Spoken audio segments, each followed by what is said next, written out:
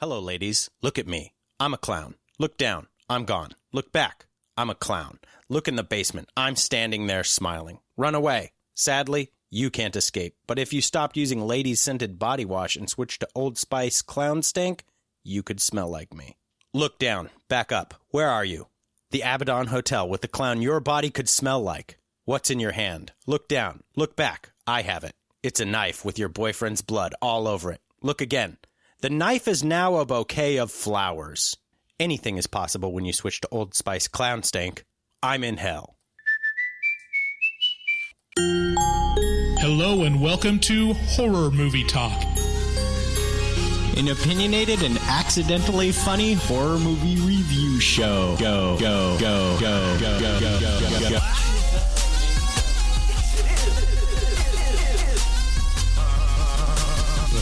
Took a stroll through the scraggly woods. He had no face! Horror! Sabrina, don't just stare at it, eat it. New theatrical releases always get priority. But we also review older horror movies, both good and horrible.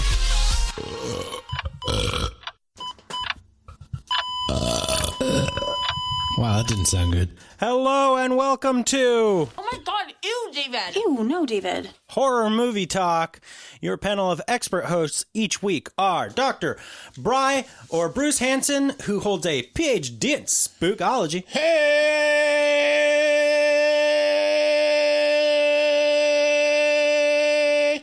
Yeah! And Professor David Day, that's me, the foremost expert in scare meow meows. New theatrical releases always get priority, although that seems to just be something we say anymore. But we also do review older horror movies, both good and horrible.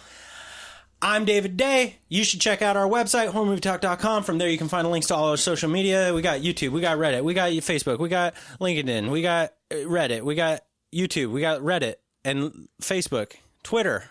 Yeah, we even have the TikTok. We got the Grum.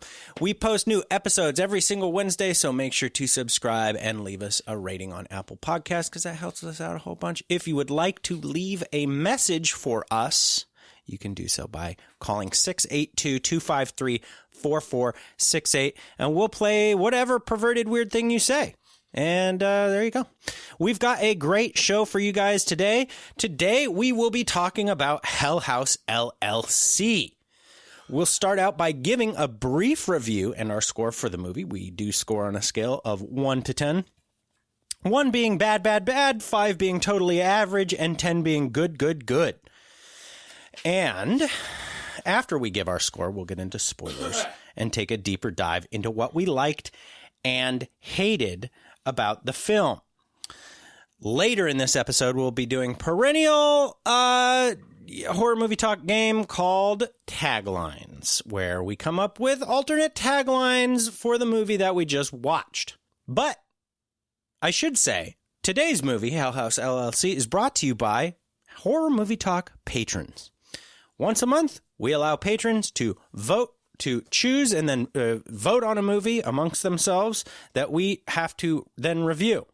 And this month, they chose Hellhouse LLC for us. So if you'd like to choose a movie for us or be involved in the voting of choosing on a movie for us to watch, you can do so by checking out our Patreon at patreon.com/horrormovietalk. Big news on that one. If you subscribe to our $6.66 tier, not only do you get access to the Afterpod and all the drops and our schedule and early access to all episodes, but the episodes that you get early access to, so you get like between 2 and 5 days in advance. Or, 50 minutes to 5 days in advance. Sometimes. Depending on who's editing it. But not only that, but those episodes are commercial free now. There are no commercials on those. So if you would like to pony up, you don't have to listen to commercials in your Horror Movie Talk episodes. And again, that's the $6.66 tier. So as I said, our patrons decided that it was time for us to review Hellhouse LLC, and frankly, I'm not even mad. This is a found footage movie about Halloween spookhouse from 2016, and it does a pretty great job at unnerving me late at night. So, without any further ado, let's get into the trailer.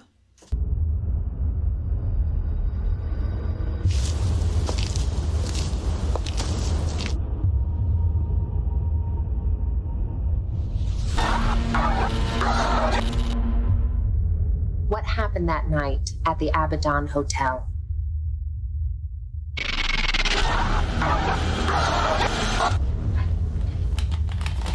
What is that? It's everything. Sarah, have you watched those? No.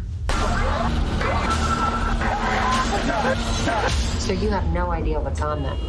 How beautiful is this? Hellhouse.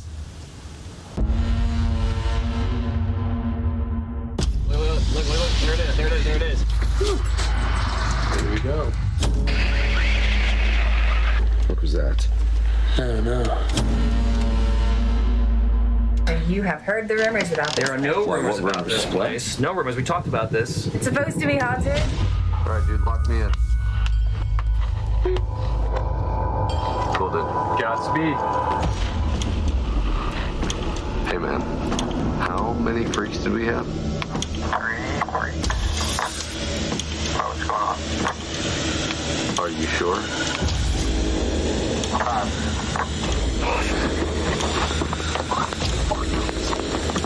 Let me out! Let me out, Tony! It was when we started sleeping there that things started to change. Mac, you heard that right? I'm telling you, we have to call it off right now. We have no business being here.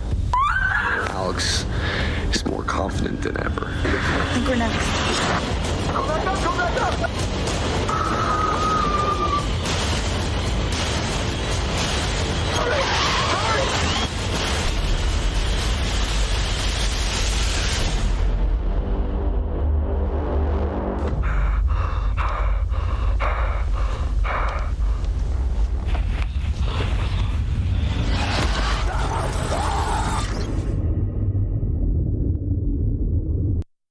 Hellhouse LLC can be found on Shudder along with both sequels, all of which were written and directed by the same guy, Stephen Cognetti, who doesn't have a lot of what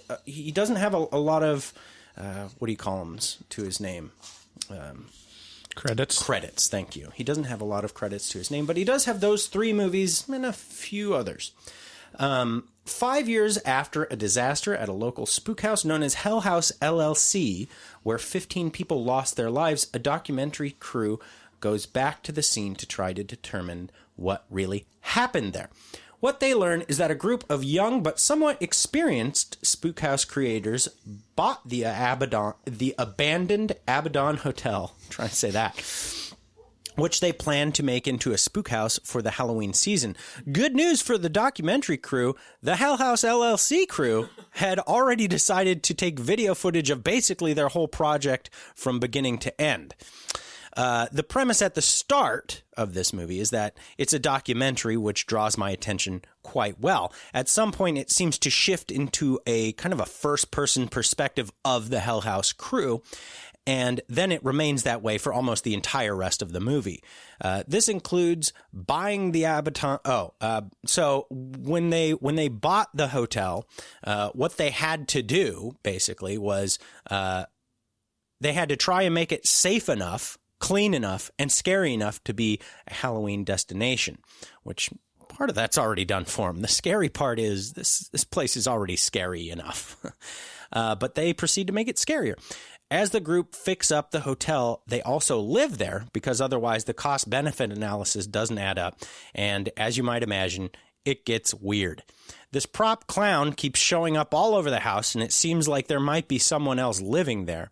As Halloween draws nearer, they start to lose it and end up with more Hell House than they bargained for. The energy you put into it every time just decreases. Okay. My review for Hellhouse LLC is this movie came highly recommended to me around a year ago by one of our wonderful patrons, Gabrielle K. She has rallied for this thing on Patreon for at least a couple months. And I don't know if they've all been consecutive, but she has definitely been trying to get us to watch this movie.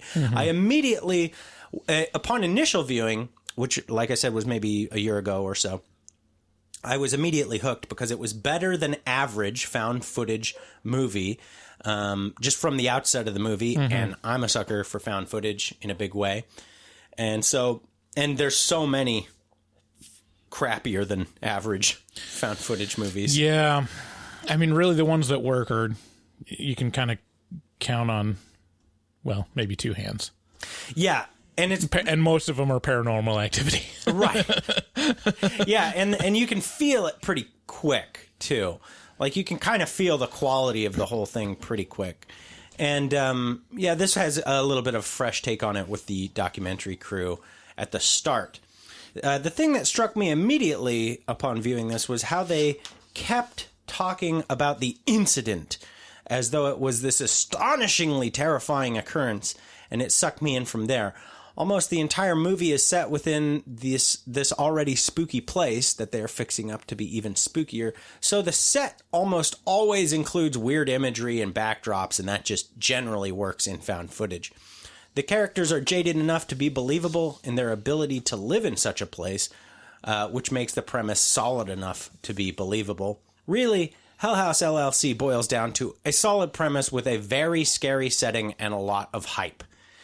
Ultimately, the payout at the end is pretty intense, but I can see how some might be underwhelmed when it's been built up so much by the documentary portion of this film. In terms of scary movies, this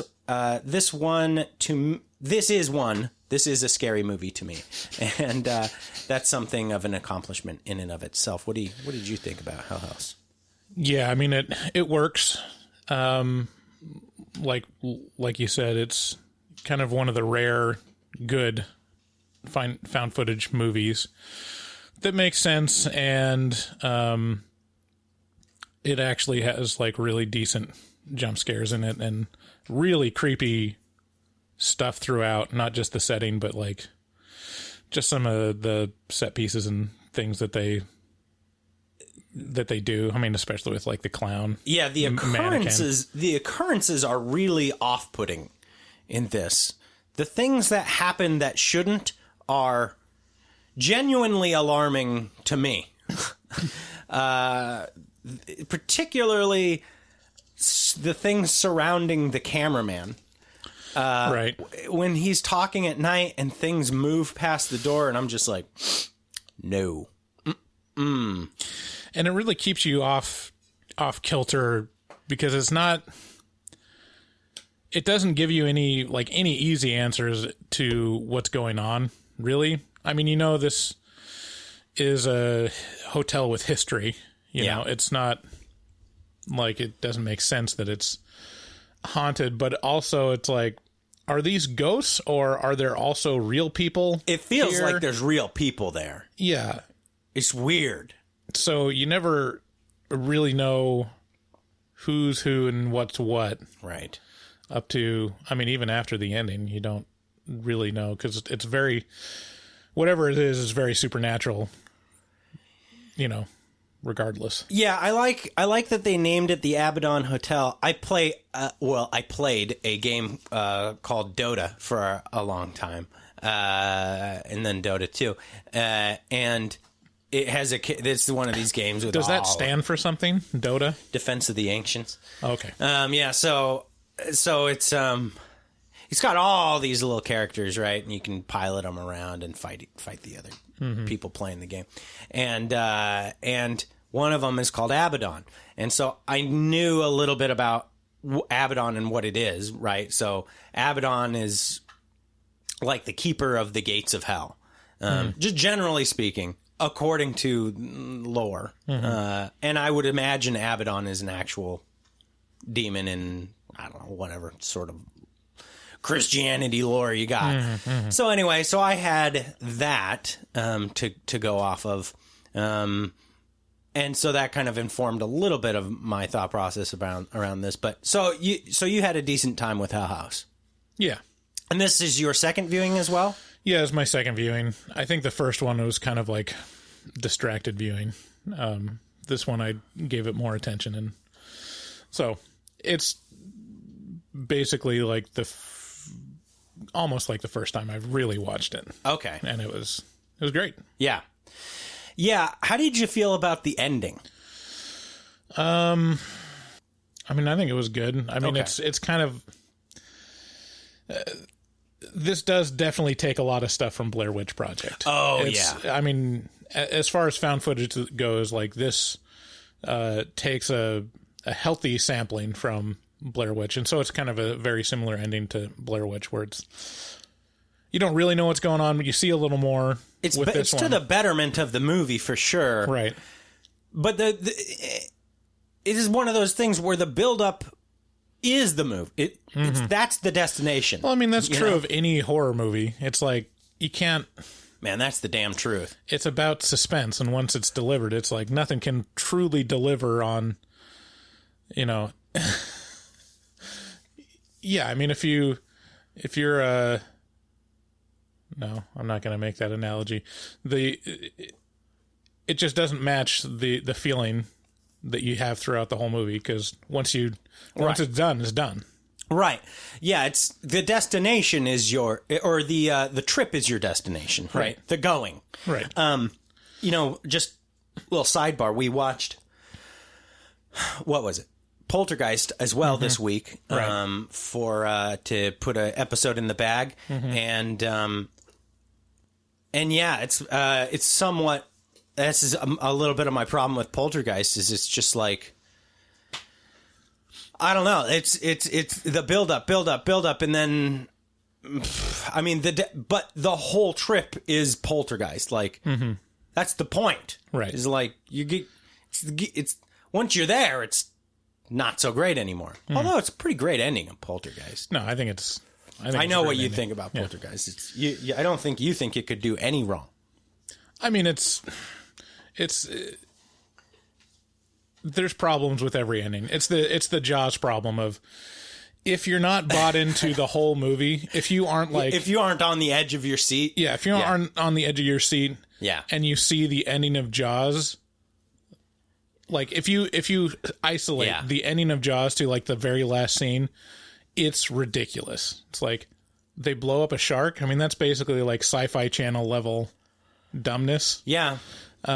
But in Jaws, it works, because you're like, fuck that shark. You're like, yes, blow up that fucking shark. Woo! And like, Poltergeist is the same thing. It's like you have all this buildup, and if you're not into it in the ending, it's like it's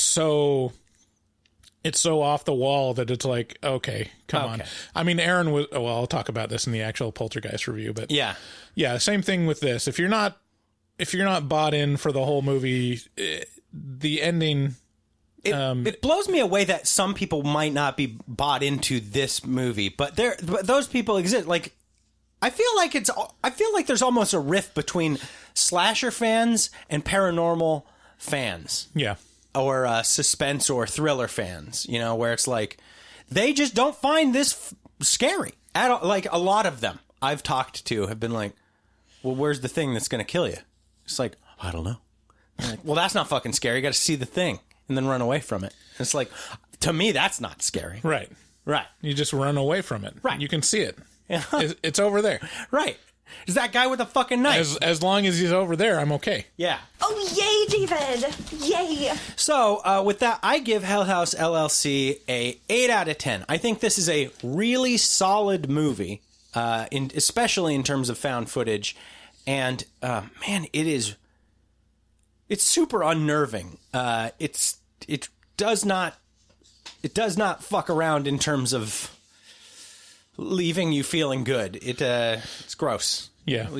Gross. And that Old Spice commercial was really on point. That clown looked stanky. Yeah. Yeah. What do you give Hellhouse? I'm right in line with you. I give it an 8 as well. Yeah. That's like, it's not,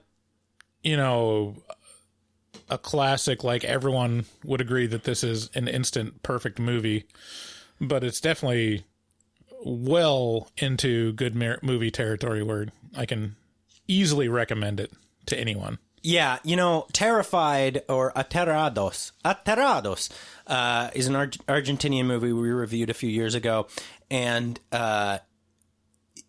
something about that movie had so many really, truly fucking scary scares that just sent me, it had me so amped up with nerves that by the end I was just like, this is maybe the scariest movie I've ever seen. And this does not necessarily accomplish that. No. This is kind of a moodier movie. Yeah, it relies mostly on atmosphere. Yeah. And it does it great. And it's got tons of it. Yeah, that hotel is... I don't know if they found like an actual abandoned hotel or they just made it up really well to look like an abandoned hotel, but... Yeah, that's a good point. It does seem very abandoned. Yeah. Yeah. But yeah, it's moody, it's atmospheric, and the scares are more like creep factor, not necessarily scare factor for most of it. Yeah, definitely. So there you go. There's our scores for Hellhouse LLC. That'd be a good idea for a reality show. Creep factor. Oh, it's would be good. Like Fear Factor, but just how creepy can you be? Dude, and you get a chance to like... All right, for your challenge... To scare the other contestants. You have to stalk this woman for 2 months. No, officer, I'm telling you, it's for a show. That'd be my excuse every day. Mm-hmm. No, we're filming it. Right. That makes it better. Hey, are you listening to these ads? Well, you don't have to be if you head on over to our patreon.com/horrormovietalk and pay $6.66 a month. You could be listening to ad-free horror movie talk. So, maybe consider doing that. We sure do appreciate any amount of support you can give us over there. From $1 a month, that would help us out, to the tune of $1 a month. That would help us out that much. You can support Horror Movie Talk by heading on over to nightchannels.com. Hey, you know that feeling of flipping through LPs and finding that incredible record that just blows your mind and creeps you and your family out? Boy, do I. Or maybe catching a bizarro, low-budget horror movie on public access. You know how often you watch public access. And how. And it makes you wonder what you've just watched. Well, that's kind of like heading on over to this website, nightchannels.com. It's kind of a weirdo thrill seeker's gold mine. It's a truly independent shop here in Portland, Oregon, stuffed with killer t-shirt designs and sweatshirt designs, lots of hoodies and that kind of stuff that celebrate mutant media and the nerd that's hiding in all of us. So whether you dig into the subhumanoid fringes of popular and underground music, cult literature, and brain-battering horror and sci-fi films, Night Channel can bring you the shirts and hoodies you never thought existed at very affordable prices. I love this place because it's got a little bit of everything. It's got some fucking UFO shit. It's got some horror movie shit. It's got some Satanism shit. It's got it all in there, and I like them a lot. So if you ever wondered where you can get some really, really unique clothing, then you head on over to nightchannels.com, and if you enter HMT at checkout, you get 13% off your whole order. So do us a favor and support nightchannels.com because they're supporting us. Yeah, 13% off is great too because it's already really affordable prices for those t-shirts. Yeah, like for how niche it is. It's they are truly one of you. I mean, I think Night Channels makes their own art and prints their own shirts. So this is all stuff you're really not going to find anywhere else. Right. This is really unique stuff. So check them out. Nightchannels.com. Enter HMT at checkout. 13% off. And then we got our old perennial sponsor, you got Manscaped.com, who they just came out with, this is kind of big news. Did we already talk about this last episode? I don't think so. I don't think we've talked about it yet. We've just been talking about the new year, but this is... Yeah, so Manscaped, who's the best in below-the-waist grooming for men, just released their new cologne scent to help you feel good and smell good all over at all times. Who knew smelling this good could feel this good too? Everyone knows Manscaped has the perfect package 3.0 for all your below-the-waist grooming needs, but they didn't stop there. Complete your grooming game with the new refined cologne signature scent by Manscaped. This is just the same scent that comes with the soap and the and also the what do you call it, the crop preserver. Yeah, so the ball moisturizer, which is a really kind of, it's not exactly piney, it's kind of just slightly floral but manly. Yeah, it's got that manly sort of it's like Guns N' Roses. There's still some roses in there, but you got guns. Shut the fuck up. Yeah, they describe it as calming and inviting.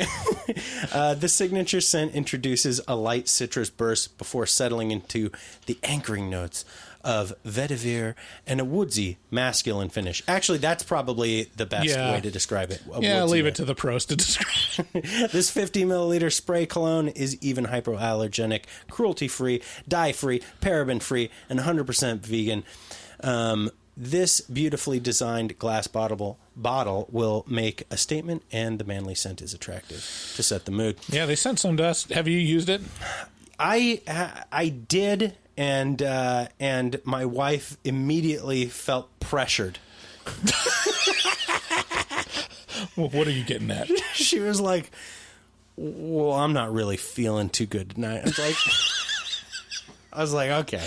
Dude, there is something about that. Like, now I have like this whole moisturizing ritual after getting out of the shower that involves Manscaped. It's great. And like, after I'm all moisturized and like clean, I'm like, this is the most DTF feeling I ever have. Like, I am ready. Yeah, my dick's all slicked up. It looks good. It's kind of shiny. It's like, it's got a little bit. It's like those Colgate commercials where the guy'd smile and his teeth would go ding. But it's for your dick. Right. So anyway, if you enter HMT at checkout, you get 20% off and free shipping at manscaped.com. So do it, because it helps us and they help us out quite a bit. Your balls and your body will thank you. Also, you can support us by heading on over to horrormovietalk.com/shop, or just, navigating to the shop link in our website and buying a shirt or some stickers. We got a ton of stickers that are made by, and our logo, which is on our shirts, that are made by our fucking phenomenally talented, hard fucking artist who will really fuck you into the ground with his art. Dustin Goebel. You can contact him at dgoebel00, that's at DGOEBEL00 on Instagram, and you can make your artistic dreams come true, because he does do commissions. You can tell him HMT sent you, and also you can call us at 682-253-4468. Thanks again for listening, and let's get into spoilers.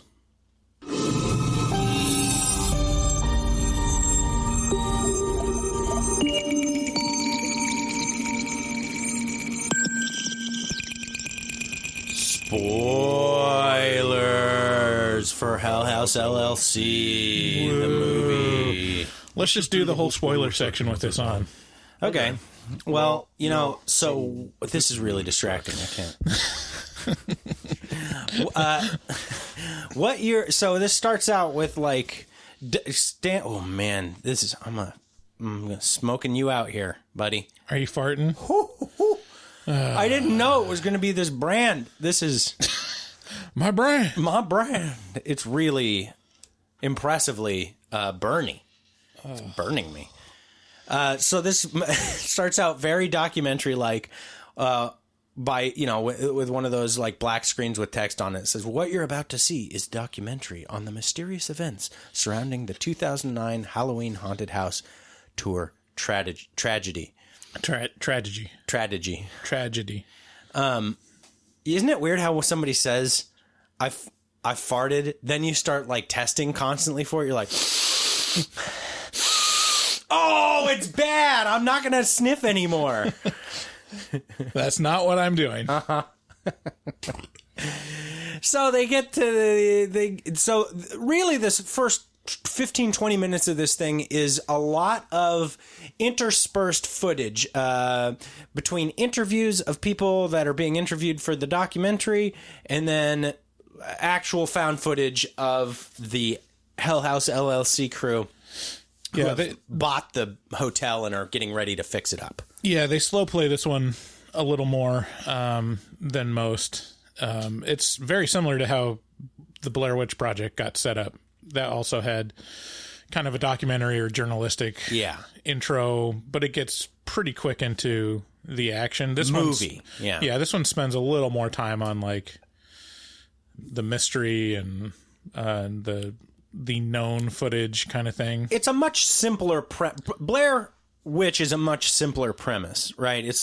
There's a witch in the woods, creepy shit happens out there, some people died. Okay, let's go. Mm-hmm. In this, there's a little bit more to explain, which is, okay, we're here years after the occurrence, which was a horrible tragedy, a tragedy, and a bunch of people died, and it was in a functioning spook house that had people walking through it. And there was, not only was it a tragedy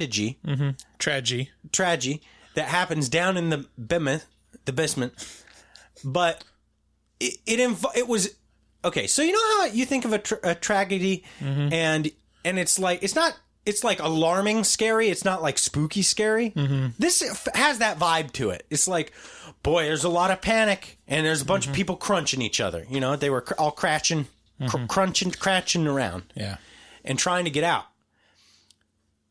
And to me, it's so interesting. That's kind of the thing that gets me hooked into this is it's like, so there was a big hustle bustle in the basement of this place and a big tragedy happened and people couldn't get out. How could that be spooky? Spoopy. Mm-hmm. And so I guess I'm interested by the fact of how are they going to make this a bunch of people in a place be in a tragedy be also scary when the tragedy happens. Mm-hmm.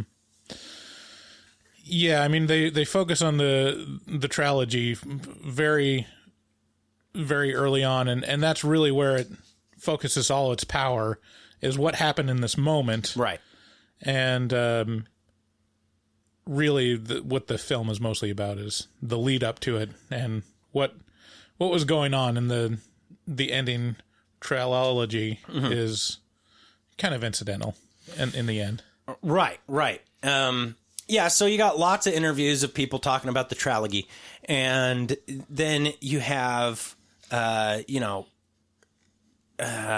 have the insurance guy. This is my favorite guy that they interview, who's like, look, I needed to figure out what's going on down there. So I went in the house and I looked around and, man, there is nothing on fucking earth that was going to get me to go. I've been into I've seen some weird fucking shit. I'm an insurance adjuster or whatever I am. And, I looked down those stairs and I was like, That's a man with some good, solid, like sense of danger. Has there been like a horror movie that specifically is about a basement? Like scary basement stairs is a horror trope that's been exploited in lots of different movies. Like it has a huge it has a big play element on basement stairs. I think Hill House did it. This did it. The people in the walls, the people under the stairs, I guess, is the way to say that. But it's not really that. It's more about the house. It's, I mean, the basement is an element of it. But the fact that it's a dark, dank basement and that's almost universally scary. Oh, but Mo, the dank! So, there should be a horror movie that just focuses specifically on, like, your fears are warranted. Don't go down there. Basements are evil. Yeah, I can't think of any off the top of my head. Definitely It comes kind of to the forefront. I think It crystallizes, especially... because it's about sewers a lot. Yeah. I mean, I haven't read the whole book, but the part in the book where it talks about that the basement is really crystallizes what it feels like as a kid to go into the basement. Because, and that's really what It signifies, is your fear. You don't know what it is. It's just dark, and it's going to get you, you know? Exactly. Yeah. And this one has strong spooky basement vibes. Big basement energy. Big basement energy. So they're trying to get, so it's kind of starts switching over to the people who have bought the Abaddon Hotel at this point, which, you know, like I said, they're kind of mid-20s. You know, there's 5 or 6 of them. I can't really remember any of their names in particular, except for Sarah. I can't be bothered because we get to see. They talk about Sarah a decent amount, and we get to see her. There's Alex. Alex is the the owner, right? Basically. He's Sarah's boyfriend, and we get to see Sarah's bootay right off the bat. It's a nice booty. I gotta say. We've gotten so many comments about our misogyny, or Is it reviews specifically about misogyny. Yeah, I mean, I don't know. Do you watch horror movies? If you're here and you're listening to a show called Horror Movie Talk, maybe consider the content that we are discussing. Let's just say Alex has a nice ass as well. Oh yeah, I would have preferred to see Alex's ass. I have gone on record multiple times saying we do not get to see nearly enough dick in movies, generally speaking, not just horror movie lane. I don't get to see enough penis. There's not enough hot, sweaty, stank penis pressed up against my face while I'm pressing my face against the screen, trying to sniff the characters. I just want them to press it up against the camera lens, just so we get the full. Man, I've been taking a lot of cold showers, and they're getting longer and longer. You cannot appreciate how small your junk can get. Really, it turns like purple. It gets teeny tiny.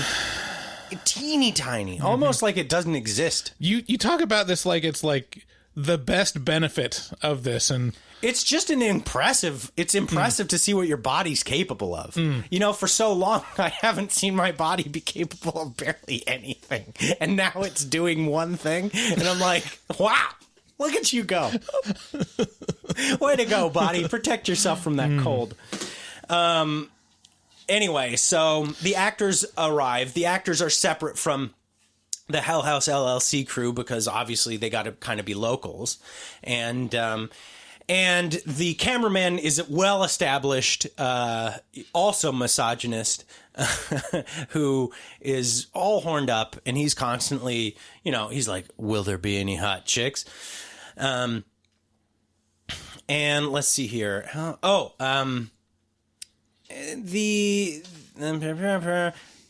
So they kind of talk a little bit about the meaning of the word Abaddon, which is Abaddon, like I said before, was the demon that guarded the gates of hell. So why would this have ever been named the Abaddon Hotel?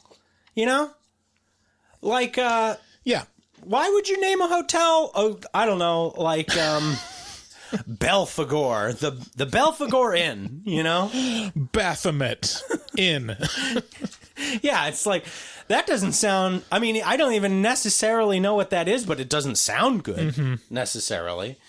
So why Abaddon? It's creepy. It's creepy generally. I mean, didn't they give the backstory that basically there's a killer that lived there or ran it? there's something about people that died in the original.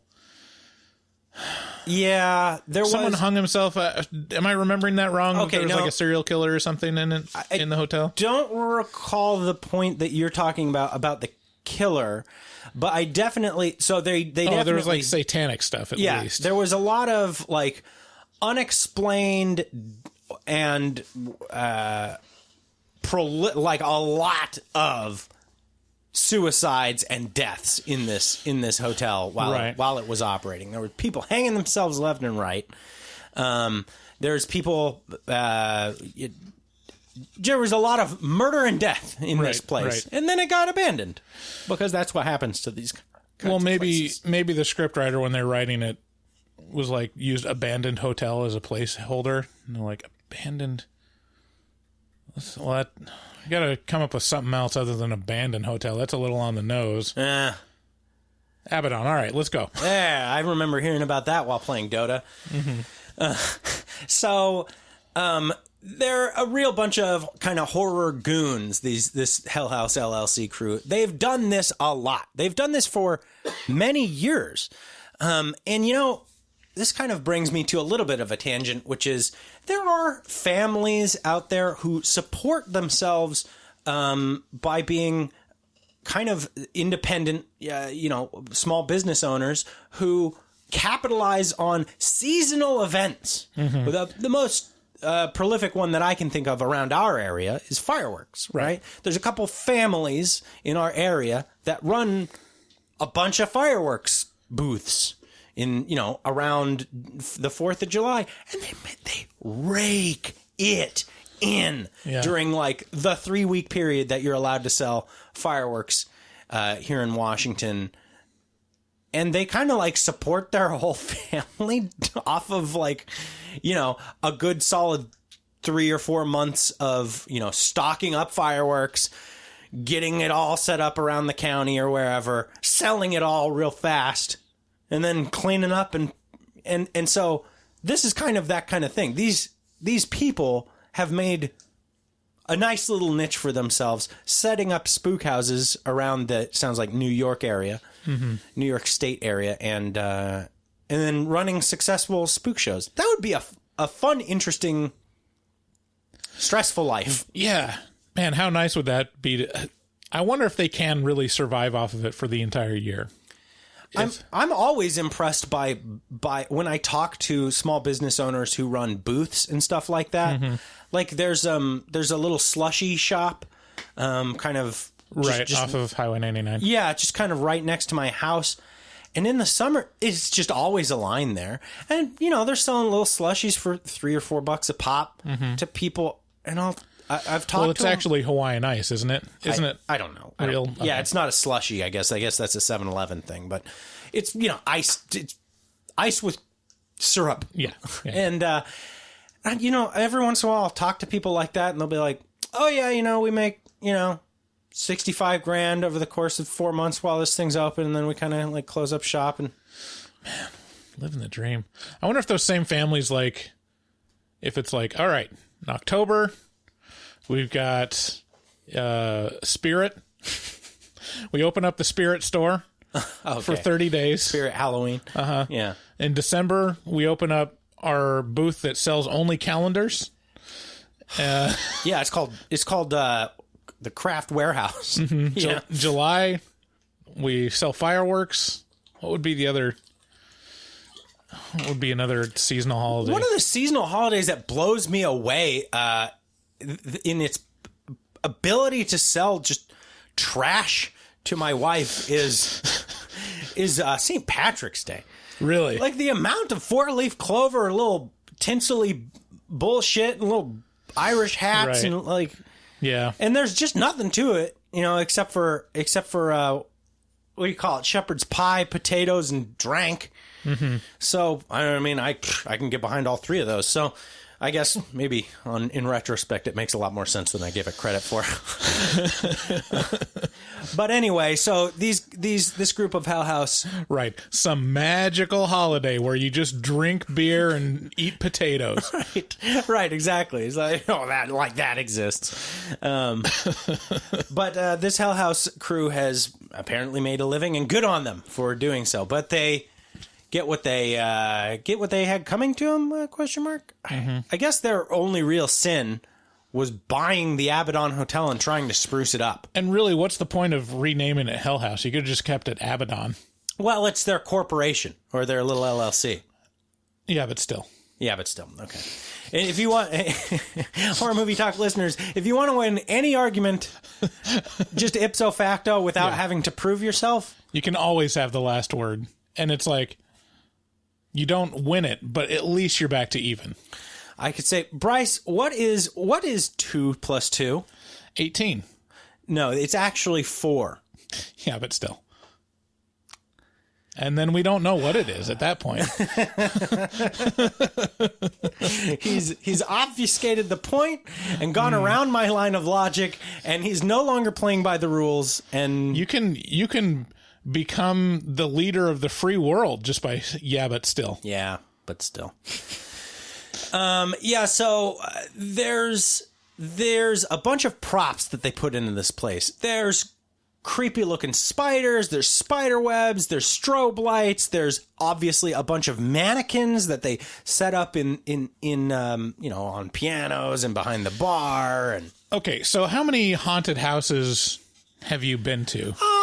A respectable number. I'd say at least 10 to 15, something like that. So in this, when they're going at the end, when they go through the actual tour and you see the full haunted house, did it seem a little lame to you? I mean, they all seem about this lame to me. Yeah, I mean, this is a higher effort one, which is you're getting into less lame territory. See, I don't know. Is it though? Because it really relies heavily on non-moving, like, mannequins and stuff. Like, that's like 80% of it, and they have how many employees? 5 actors. Yeah, 5 actors for a whole haunted house. It's like our high school put on our choir program put on a haunted house at Clark County Fairgrounds, and it was like 30 kids were running this haunted house. Yeah, like, same. We did at our high school as well. Yeah, I was one of the actors. Every scene had at least 3 people in it. Yeah, doing some kind of vignette. It's not like, oh, look, a spooky person hanging. That's not moving. Halloween spook houses. Okay, so I remember in our high school's iteration, or I guess it was our community's iteration of a local spook house. There's all the high school kids come out to be actors, but like I feel like Halloween is special in that it attracts the kids who are in your community who don't go to your school. Like suddenly this bitch will show up and you're like, where are you from? And she's like, oh, I live 2 houses down. And you're like, I've never seen you in school. And I go to a school of 300 people. I went to a very small high school. Yes, because my father locks me in the basement. Right. But Halloween is like the one holiday that they're allowed to come out and like participate and shit. And you're like, what? Who are you? Where'd you come from? Anyway. So no, that's I gotta say, in spook houses, like the actors really don't sell it for me. Like they make it almost a lot worse or laughable. Yeah. I mean, I can point to like the one. I've only been to one like professional haunted house, like down at the Moda Center, Portland Meadows. Oh, okay, yeah. Was where it was when I went, and there's a noticeable difference with actors, or at least like effort put into a scene and special effects with real people in it that adds to it. But for the most part, it's like, okay, guy, amateur, like schlub in a mask. How many people have you chased today? And how much energy do you have now? I have to feel actually concerned for my safety in order to be scared. And going into one of those things is the bottom line premise that ruins it for me. Yeah, I pay money and then I go, well, they have to make sure I'm safe. Probably the most effective thing in a haunted house is where it's really dark and people are touching you that you can't see. David. Don't, David. David. David. Oh my God, is that David? Yeah, when they know who I am, that starts to alarm me a little bit. Yeah, I can't quite put my finger on it. Anyways, anyway, I'm just saying it seems like they're really heavily relying on non-moving scenes to scare people. Like, we got a dummy set up over a piano. Well, put a strobe light on it. It'll be freaky. Right. All right. And strobe But lights. I'll tell you what, some people are very afraid of that stuff. Yeah. It works for some people, like, I'm jealous of them. Yeah. I feel like their life is more interesting than mine. So now we kind of start getting into the crew fixing up the house. And just generally speaking, this lasts a long time. This is the vast majority of the movie. Mm-hmm. And as they're setting it up, they're adding creepy things to the house to make it creepy. And the thing that really works for me about the movie, generally speaking, because this is so much of the movie, is they keep adding these things, and it's a found footage movie, so you keep seeing new things kind of throughout the house, and sometimes you're like, whoa, did that move? And then other times you're like, this is obviously, like, they're pointing at this thing that's showing up. Right. There's a new dummy over here. What the fuck is that? How did he get here? Oh, he's gone. The strobe light flashed and he's there and then he's not. Mm-hmm. And just the sense of concern continues to rise because, well, there's more and more creepy shit being added to the house, generally speaking. And then there's a bunch of stuff that goes unseen and unnoticed by the actors.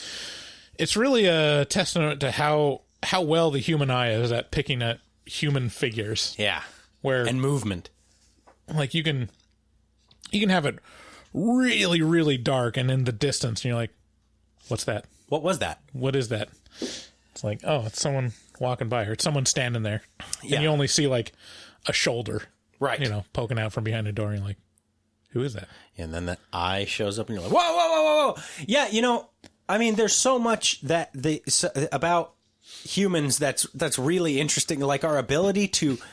one of the things that's really unique about the human species is we have white around our eyes, around the irises of our eyes. And that's specifically meant to show you where things are, where other people are looking. Where are they looking? Gorillas, chimps, they don't have that. They have black behind their irises. So it's much more difficult to tell where they're looking. So to us, it's important to be able to see... Are you making eye contact with me right now on a social level and then also on like a disturbed level? And so when this clown shows up, now we have the entrance of this fucking clown mannequin, and it's bald and it's got blood coming out of its eyes and it's just black behind the eyes. And they occasionally run into it and it doesn't move, just stands there like a mannequin, but it shows up around the house kind of inexplicably and just sits there waiting for him, or stands there. They could really just call this movie Creepy Clown House. Yeah. Like, that's really what this movie is mostly relying on, is this specific clown. Yeah. But which is kind of interesting because they brought it. It's not like they found it there. It's not like there was a creepy clown mannequin. That's right. Down in the basement. They bought that mask. Yeah. They have that mannequin. No. Didn't they find it? I can't recall. Man, we really fucked up. Oh, man. I mean, I can't imagine that they just... I think I would have remembered if they're like, oh, wow, look at our luck. There's an old fucking creepy clown mannequin just sitting here for us. The thing that's giving me pause about that is there is a moment where they talk about how creepy that mask is. They're like, wow, well, we can't let this thing go to waste. Right. But I can't, it's eluding me as to whether they found it. I do believe you're right, though. I think they brought it in there. But in any event, it's been possessed somehow. Right. And as the camera guy works his way around the house, at one point, he's about ready to go in the basement, and he bumps into this thing at the top of the stairs, and it's looking down into the basement, and he looks away from it with the camera and then back to it, and then it's looking at him. And so it gives the illusion that you've seen this thing move, but you never get to see this thing actually move. Well, it shows how little you need to do to scare people, because it's just seeing inanimate objects change. Right. Like, hey, that's not right. Like, that's also a thing that the human eye will notice. Yeah. It's like, hey, that was over there. Why is that here now? Yeah. But yeah, super creepy. And it's like, a lot of the time it's obviously a mannequin, and it's just kind of being set it up or moved around the house. And that circumstance is like, no, felt like there was literally someone in the mask, because it was kind of moving. And then they grab it, and my alarm levels shoot way up. They're like, no, it's just a mannequin. And then they shake it. And I'm like, it feels like a person that they're shaking. Does that do anything to you? When they like grab it, and they're like, grab it by the head, and they're like, no, look, it's just a mannequin. I'm like, don't touch it. It's going to bite you. It looked like a mannequin to me at that point. That was the one at the bottom of the stairs, right? It's, well, they do it a couple times. Yeah, they do it in the basement. They do it when it shows up at the bottom of the stairs. Yeah, that's right. Yeah. It's super creepy, because he assumes it's his friend. Right. Tricking him. Right. And then he goes back, and the friend is sitting on the couch. He's like, what the fuck? How did you do that? And then he goes back to see where the mannequin is, and it's sitting down at the bottom in the basement. And it's like, yeah. And they review the footage, and they're like, well, you're obviously fucking with us. Yeah. Yeah. So there's like this he said, she said thing going on where the camera guy thinks he's being messed with by the other people, and they think they're being messed with by him. Should be noted that there's a low effort chalk pentagram in the basement. It's like some edgy 15-year-old was like, I'm going to draw a pentagram down here because that's fucking the symbol of Satan. Here we go. Dude, they should like put a moratorium on the pentagram. How do you mean? They should just like, I don't care, even if it's like legit Wiccan or like satanic symbology. Satanic. They should just come up with something else, just so at least you don't know what the thing is. Come up with like something that's like circles within circles, or some other angled like icon. I'll tell you, just to say, this is the actual satanic image. So Paranormal Activity comes up with some good ones that are like triangles and like little moons and stuff like that. The other one that does a pretty good job of that is, what was that one that was set? Was it The Ritual? The one that was set in the woods, and it was a Netflix movie. I can't remember what it was. The Ritual. It was The Ritual? Yeah, they have some good, really super pagan-y looking things that aren't pentagrams. Right. Yeah, so anyway, so there's a pentagram in the basement. It's like, it feels so low rent whenever you see a pentagram now. It's like, okay, this is like the same thing that you'll see in any student horror movie. I don't know, there's something about demons or paranormal stuff. It's like, all right, get ready to... put on your pentagram drawing gloves. Do you think that's draw some pentagrams? Do you think that's how demons feel about the cross? They're like, okay, look at this low effort bullshit. They're like, I wish they'd come up with another symbol. This is so fucked out, this cross. Or just even the pentagram. Maybe Satan's just kind of tired of appearing through a pentagram portal. It's like, well, his face fits in it just perfectly. Couldn't you just make a flower or something? His face fits in the pentagram perfectly. But, not only that, the cross, I'll say, it's like, you're like, hey, demon, get away from me. Here's the symbol of the thing you used to kill my God. It's like, I'd be like, fuck yeah, show that shit to me. Yeah, that's what I get off on. That was always weird to me. See, I grew up Mormon, so like, we never using the cross isn't really a thing. In the Mormon culture, it's kind of it's just secondary symbol. It's not even a symbol. They make it a point not to use it, and I can't really recall Something about graven images. I don't know. Yeah, graven images or whatever. I mean, we have our own. They have their own symbology. They got like their CTR rings and the dick and balls. But yeah, that was outside my experience, and I was the same way. It's like, so imagine meeting Jesus and being like, "Hey, remember how you were tortured? Remember this? I just wanted to always remind myself that you were tortured to death on this thing, out in the elements." Yeah. And this is where your right hand was, and this is where your left hand was. Remember that? Why not like put like a shit. David, this is so awkward. Wow, I'm so tired. You've lost it. I was trying to find an adjective and I can't remember. The adjective would make it funny. But imagine just like having a nail around your neck. Yeah. Oof. Yeah, the symbol of the pain. Like, here you go. Or like it's a very Catholic thing. Or the staff, like the spear that pierced aside. Yeah. Remember this? Wear a sponge with vinegar in it. Big ouchie stick. Sponge with vinegar in it. They just really love celebrating torture. So our cameraman seems to be followed and fucked with pretty heavily throughout this movie.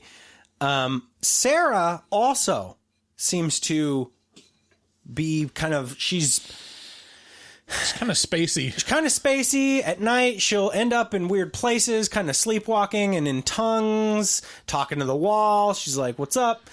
Did they really give her much of a reason for that? No. Like why she was targeted or what? Like, did she do something to kind of accept that more into herself? It shows her like looking at the Virgin Mary statue, so it feels like the opposite would be true. Like she'd be more, aware not to be possessed or something. Yeah, maybe. I don't know. I think it's just usually people that are possessed or like that are affected are shown toying with the paranormal or being tricked by Mr. Howdy. Or whatever, or the TV people, or that's a good point. Yeah, no, I don't think a lot is given into, other than that. It's I don't know. It's just alarming to see I was going to say maybe it's more, alarming to see a woman, being possessed, but I think it would also be equally alarming to see a guy. I mean, it's almost always a woman being possessed. That's true, huh? Women, if you find yourself possessed more often than your significant other, if that significant other is indeed a male, then, let us know why you think that might be. Because we're interested in finding out and doing our part. They should do... to end the unfair focus of demons on your sex. They should do or gender. A remake of The Exorcist with a boy. A remake of The Exorcist with a boy. Instead of Reagan. I don't think you could. He'd be like jacking off real hard. And I know. What would be the equivalent of the masturbation with a crucifix? Pegging him. Or, no. Just find a splintery piece of wood to fuck or something. Oh, no. What's that thing called where you stick things into your dick? Oh! Well, where you put things down the little hole, the pee hole? I wouldn't know what that's called, and it's definitely not sounding. It's like... Oh, it's sounding. Wow. Bryce. Coming out with some knowledge here. So anyway, as our cameraman kind of he does a little vlog in his room at night occasionally, and every time something's moving in the doorway behind him, like sometimes somebody will show up and they'll be silhouetted by red light, and he'll be like, "Hey, Sarah, hey, how's it going?" And then she'll just kind of like walk away, and I'm like, oh, yeah.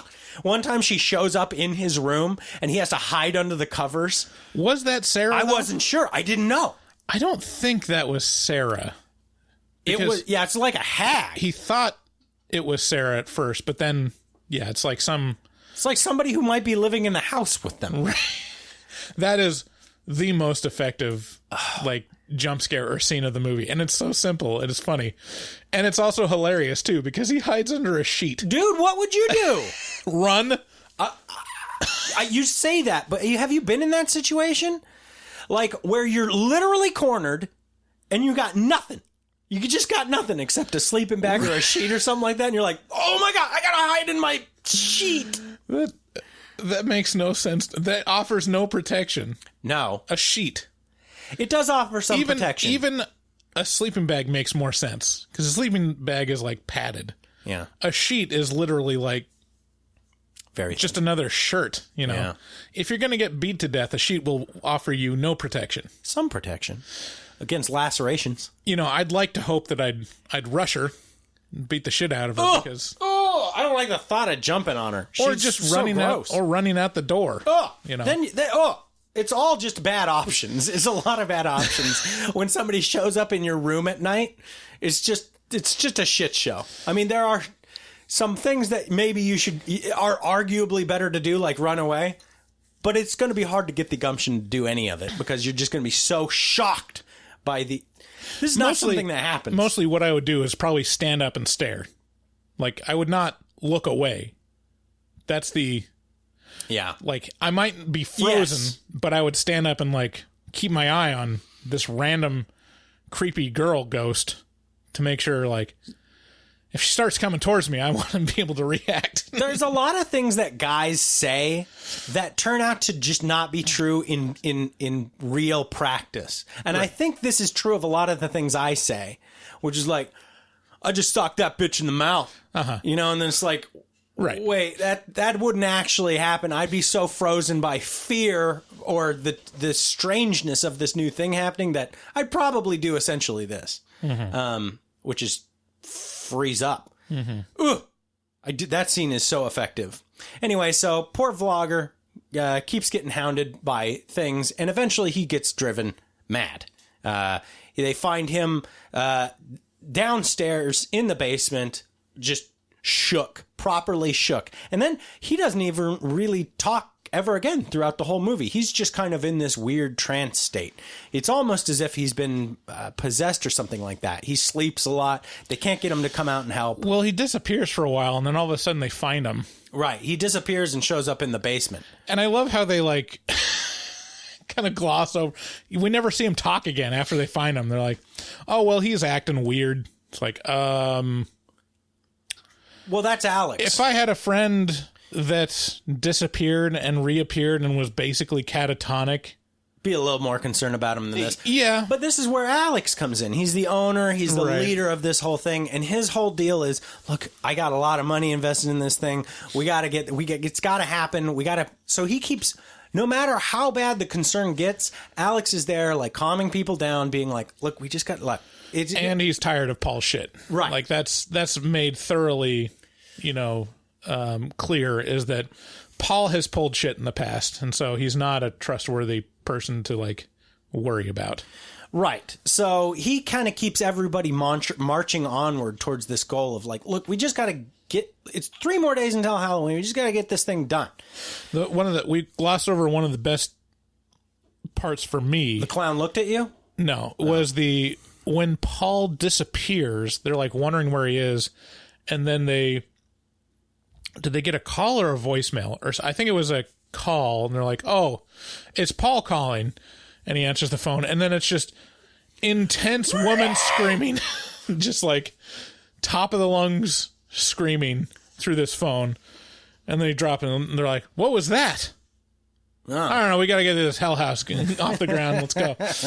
Yeah, it's like they answer the phone to the gates of hell, being like, and they're like, huh. That crazy Paul. That's strange. Usually hell leaves a voicemail. And then Alex gives this, so that happens, that weird phone call happens, and Alex gives this weird, like, low effort rallying the troops speech that's like, it's like a bad actor trying to act badly. Does that make sense? Mm-hmm. It's like someone who can't act. And generally speaking, throughout this movie, they're decent acting. But this moment is bad actor trying to act as though he's a bad actor. And he's like, he gives this speech of like, hey guys, let's just get out there and we'll go get them. Have a real good time, right? It's gonna be okay. We got this. We're gonna make a lot of money. Okay, break. Oh, that was hard to do. You know, it's like, all right. That moment kind of took me out, but everything else. So people start showing up to the house. They start giving tours, and we've already seen bits and pieces of the footage from this where they have a final girl downstairs in the basement, chained up to basically a pipe, and she's got her bodice ripped open, but they've put another actor down there in clown getup to kind of make sure that people don't get be the handsy. bodyguard. Yeah, be the bodyguard of this girl. Make sure people don't get handsy with her. And so as the tours start going through, very quickly things go to hell, quite literally. And we see a lot of, so it shows a new videotape that we haven't seen, which is basically the entirety of the tour shown from another, couple of angles, patrons, angle, and so it's revealed kind of what happens in the end in this tragic night, tragedy.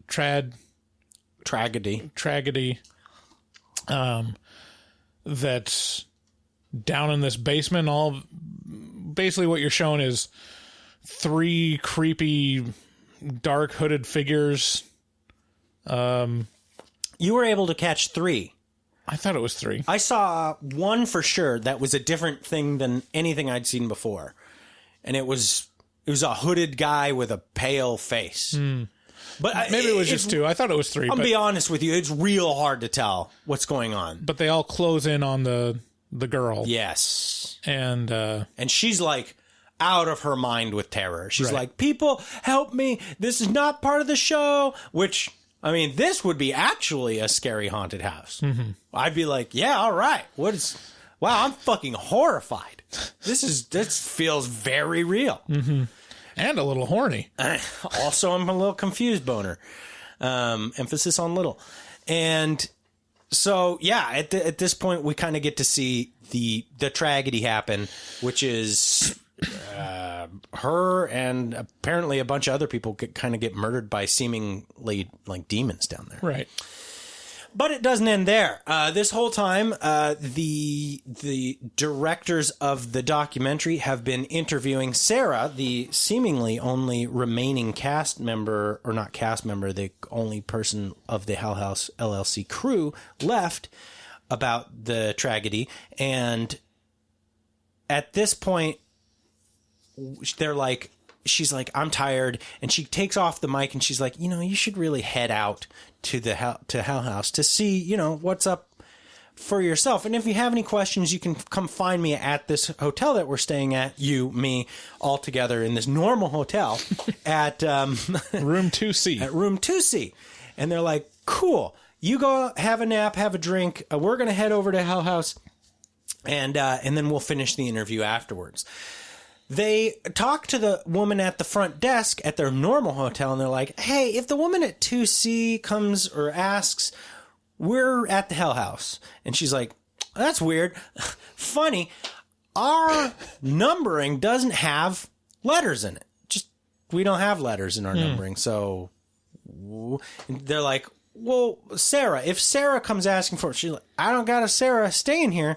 And they're like, well, that's weird. Well, in any event, let's go to Hell House. And they go to Hell House. They look all around. And as they leave, it shows and then this guy stayed back and watched the remainder of the footage that showed, right, the actual horrifying conclusion, which was the murder of Sarah. Yeah. By our cameraman, bludgeoning her to death with supposedly the camera, it seems like. And then slitting his own throat. Yes, slitting his own throat. Camera. She gets dragged away by something that's not him. And so as our documentary crew head to Hell House, they find room 2C, and there she is. Dead. And I love how they dead her. I don't know if you noticed and she attacks them. They see all the blood streaks on the floor and stuff, and especially the one where it's obviously where she was dragged away. Right. And it goes through the wall. Right. And it's like, interesting. I don't remember being able to go through that wall. Onward. Yeah, they ignore all the signs that tells them they should leave, and instead they end up getting eaten by dead Sarah. Mm-hmm. So that is our review of Hellhouse LLC. So with that, what's our final recommendation? I would recommend that anybody who's a fan of found footage, this is a great option. It's kind of fresh and new. Oh, a similar movie to this that is similarly good is called Haunt. And it's actually, I believe it was made by Shudder. And so as we record this is on Shudder. This has been on Shudder for over a year. I think. Yeah, this I may be actually a watched it staple. on Amazon Prime. It's on Amazon Prime as well. Oh, sweet. And I watched the director's cut, which I'm not sure what was that different. There was more footage, but I couldn't tell you what was there that was extra. What do you have any? So anyway, Haunt is another spookhouse movie, and I don't. No, it is found footage, and it's good. It's like I would watch it again. But anyway, so I would recommend Hellhouse LLC to anybody who's a found footage fan or anybody who hasn't seen it and wants something that can fuck. Yeah. Yeah, this is another one to add to the rotation, I think, for anyone that's a horror movie fan, especially around Halloween. Like, this would definitely be a good one for Halloween because that's when haunted houses are going on. Is that when haunted houses are going on? Usually. Well, you'd know. Okay, well, with that... What was that supposed to mean? Let's get into taglines.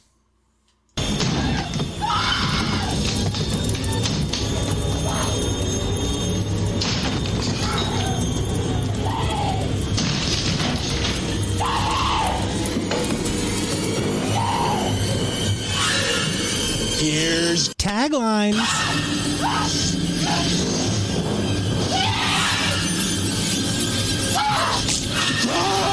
Taglines is a little bit that we do for things that we can't come up with other games for, and it's we read taglines that we've written that are cringy, funny, stupid, etc. Alternate taglines for the movie that we've reviewed. So taglines for Hellhouse LLC go a little something like this. Hellhouse LLC. Clowns. Not even once. Like one of those drugs commercials. Meth. Hellhouse LLC. Hellhouse, more like Smell House. A little bit of stank. Got that clown stank. Okay. These aren't my best taglines, just an advance warning. Okay. I'm not super proud of all of these taglines, but... They can't all be zingers. They can't all be zingers. Hellhouse LLC. A stay at the Abaddon Hotel is like... so this is like a pitch for the Abaddon. Okay. A stay at the Abaddon Hotel is like eating pizza and drinking orange juice and then throwing up in your mouth and swallowing it before anyone notices. Come to the Abaddon Hotel.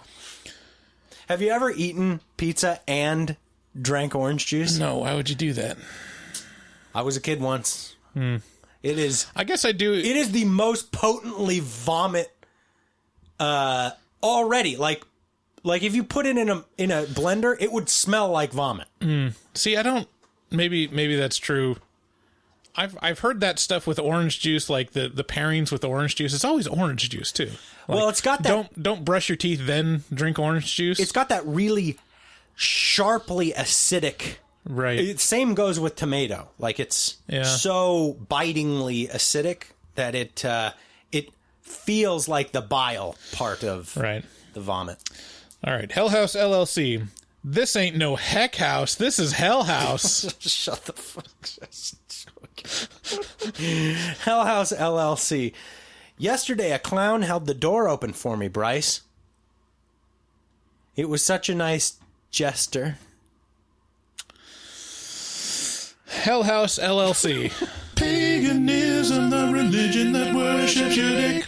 I don't know what it is about smells in this movie, because never do they mention smells at all. But you know. But you just know. Right. So, Hellhouse LLC. If a clown farts, does it smell funny? Woo! Woo! Hellhouse LLC, where the liability is limited. Ew. Ew, David. Like I said, they're not all zingers. So, with that, thank you guys so much for listening to our review of Hellhouse LLC. More importantly, thank you to our patrons. We have not thanked our we have not mentioned our new patrons on an episode for a long goddamn time. Oh, that's right. We don't even know when this. Well, I guess that's when is guaranteed. This is coming out like in January, and so we're actually going to do 2 patron picks in January. Yeah.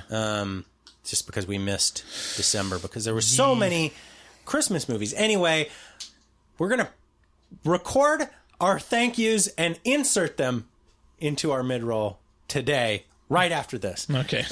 So thank you, patrons, for choosing this movie for us. This is an actual good movie that we like to review, unlike some of those really terrible, shitty ones that sometimes you vote on and we have to watch and we hate them.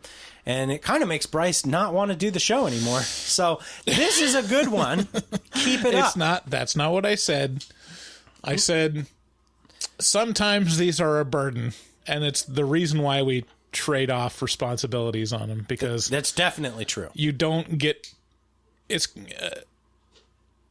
not fun not having a say in your own fate, right, with what you get to watch, right. And sometimes, that's part of the draw for patrons is like, we will make them watch this piece of shit because it will be amusing to us. Dance, monkey, dance. Yeah, evil laugh. And we have to sit through it.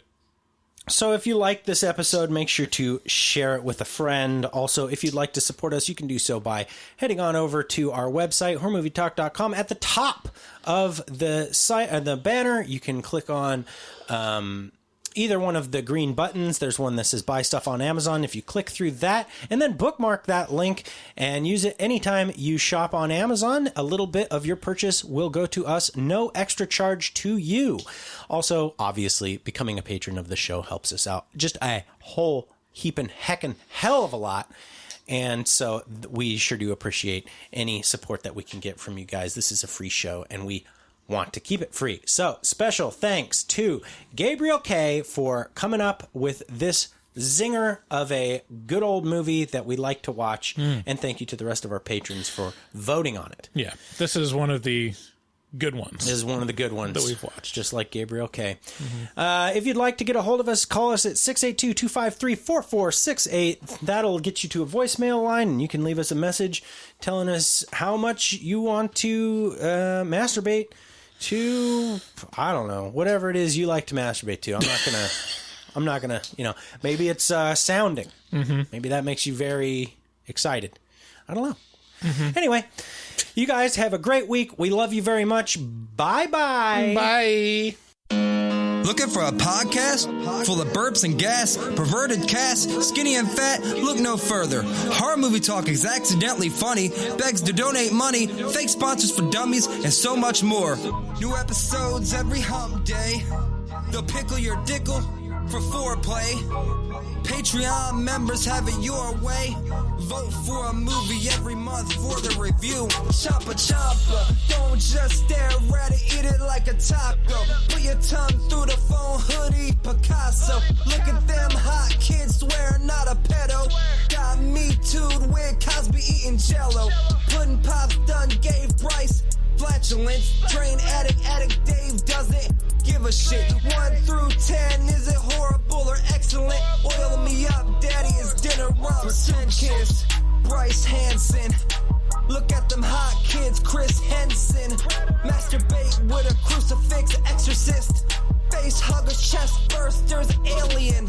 Linda Blair peed on Sigourney Weaver. I know it's true cause it came from social media. Patrick Bateman can't understand you. Stab you to death for rotten apple reviews. Opinionated podcaster with a doctorate. Spookology, doctor of philosophy. Bad gastritis, need colostomy. Turn Patreons into human centipedes. David Doobie Day, scare no expert. And go with fucks hard, professional sexpert. Afterpods, taglines, and porno flicks. American Psycho, them guys pretty sick. Chopper, don't just stare at it, eat it like a taco. Put your tongue through the phone hoodie, Picasso. Look at them hot kids, swear not a pedo. Got me too'd with Cosby eating jello. Pudding pops done gave Bryce flatulence. Train addict Dave doesn't give a shit. 1 through 10, is it horrible or excellent? Oil me up, daddy, is dinner rumps. Nothing good happens in the woods. Always get more than you bargain for. Got a pickle to dickle, machines tickle bitties. Killer on the phone, ain't no Sharon Stone. Vancouver, Portland, Oregon, and organs. Corona, COVID, curse, Lorona. Green River Killer, because reasons. Hallway of poop monster kids screaming. Ain't your ordinary dingleberry itinerary. 30-day shutter and jump scares, they fucking scary. Time for the spoilers with jokes and tropes. Use their white socks to catch their loads. Just show them one titty, pretty. Paganism you should worship, they Teflon dicks. Pacific Northwest, let them see one breast. Shifty ass, stay spooky, poor man's digress. Bugsy, HMT, horror movie talk. Hold on,